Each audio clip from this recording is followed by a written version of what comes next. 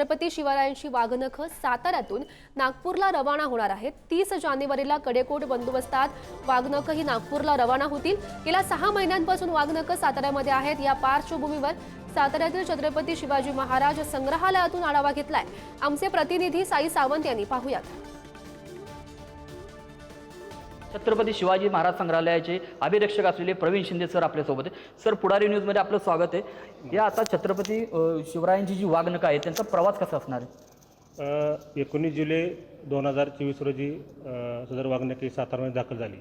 त्यास 6 महिनेचा कालावधी झालेला आहे। आत्तापर्यंत 2 ते 2.5 लाखच्या लोकांनी संग्रहालयास भेट दिलेली आहे आणि वाघाचे दर्शन घेतलेले आहे, वाघनखेचे दर्शन घेतलेले आहे।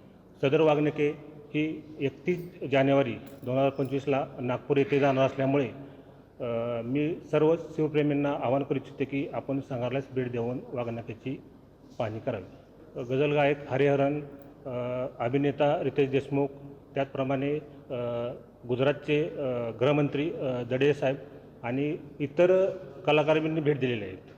किती लोकांनी आत्तापर्यंत ही वाघनखं बघण्यात आली?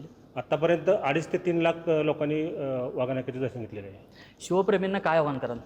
मी शिवप्रेमींना हेच आवाहन करू की 250 वर्षानंतर सदर वाघनखे सातारामध्ये आलेले आहेत। त्यामुळे वाघनखेचे आपण दर्शन घेण्याकरता संग्रहालयास भेट द्यावी आणि वाघनखाचे दर्शन घ्यावे। नंतर ही वाघनखे नागपूरला जाणार असल्यामुळे आपल्याला पुन्हा पाहता येते की नाहीत हे सांगू शकत नाही। साई सावंत, पुढारी न्यूज, सातारा।